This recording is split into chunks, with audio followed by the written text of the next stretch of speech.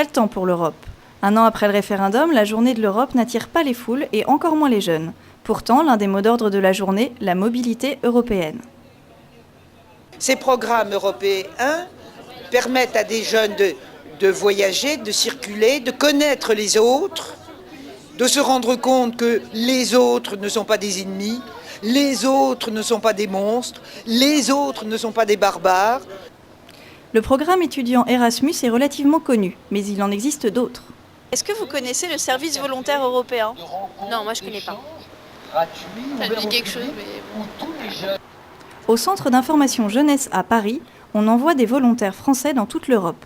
Le jeune, diplômé ou non, aidera une association d'intérêt général pendant 6 à 12 mois. Je suis parti l'année dernière, en 2005, de mai à novembre, en Bulgarie, à Sofia, dans une association de quartier qui s'occupait d'handicapés physiques et de Roms. À la représentation de l'Union européenne à Paris, on a invité pour l'occasion de jeunes étrangers en service volontaire en France. Ils sont près de 250 à venir chaque année. Je me suis engagé avec une association, par exemple on a travaillé avec le Secours Populaire, après on a travaillé avec la Médecins du Monde, sinon on travaille dans des centres sociaux, des quartiers sensibles. Le programme permet aux jeunes de moins de 25 ans de partir tout frais payés par la Commission européenne. Ils sont assez rares, ceux qui viennent me voir en disant « voilà, moi je voudrais participer à la construction européenne ».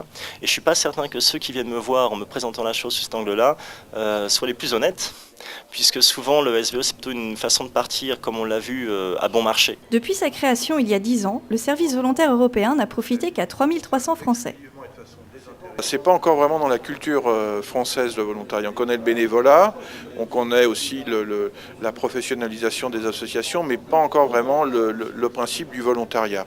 La loi qui a été votée aujourd'hui même au Sénat, je pense, va le permettre, une meilleure promotion du volontariat, mais c'est encore un travail de longue haleine. La nuit tombée, Paris avait sorti le grand jeu, mais peut-être pas encore assez pour embarquer les jeunes dans l'aventure européenne.